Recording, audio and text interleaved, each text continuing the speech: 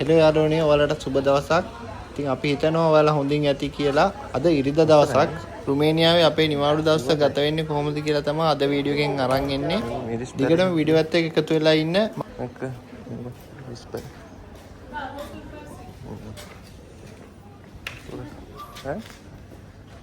මොකද? යන්නේ.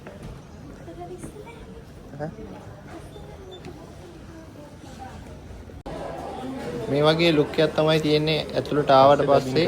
ඉතින් හැමදේම තියෙනවා මේකේ. කෑම වර්ග, පළතුරු, එළවලු හැමදේම තියෙනවා මේ පොළ. ලංකාවේ පොළක් වගේම තමයි.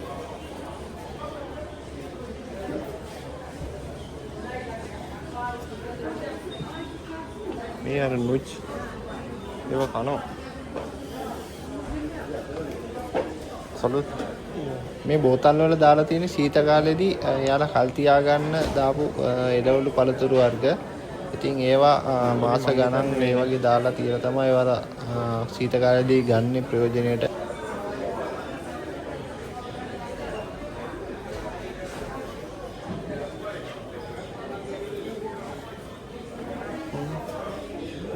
මෙහෙන් එන්නේ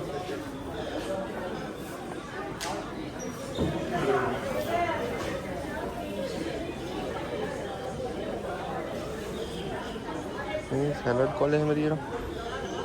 සලාඩ් කොළ මේ මිරිස් කරන් මෙයාලා ගොඩක් මිරිස් කරන් කන්නේ ඒක මේ තියෙනවා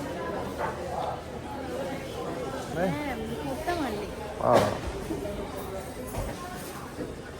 නොන්නාසිගෙ කීගෙදි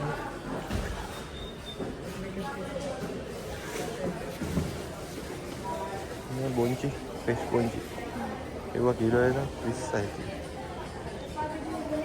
චෙරි මේක ටිකක් ගන්න හැමදේම තියෙනවද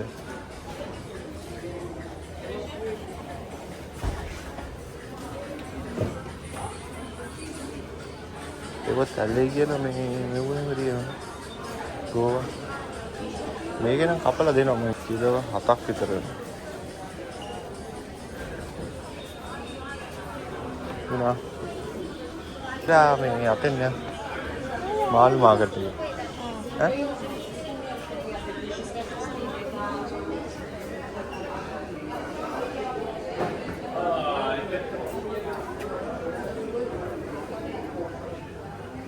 ඔතන යන් එළියට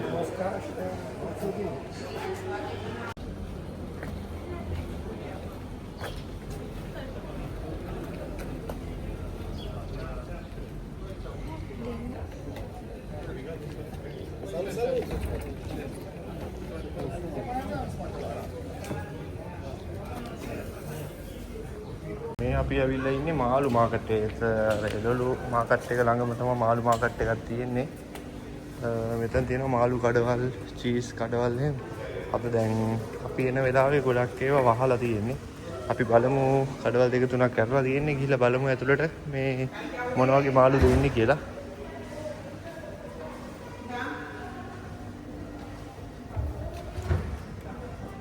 මේ ලංකාව වගේම තමයි එක එක මාළු වර්ග ඉන්නවා. චීස් වර්ග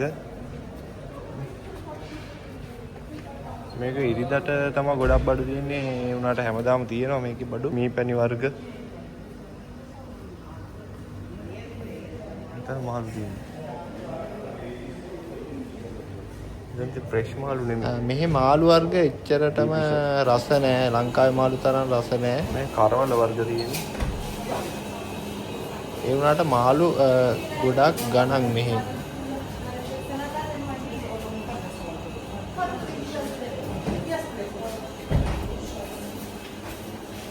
ඉතින් ඔය විදිහට තමයි අද අපේ නිවාඩු දවස ගත වුණේ. එහෙනම් තවත් අලුත් වීඩියෝ එකකින් හම්බෙමු. හැමෝටම සුබ දවසක්.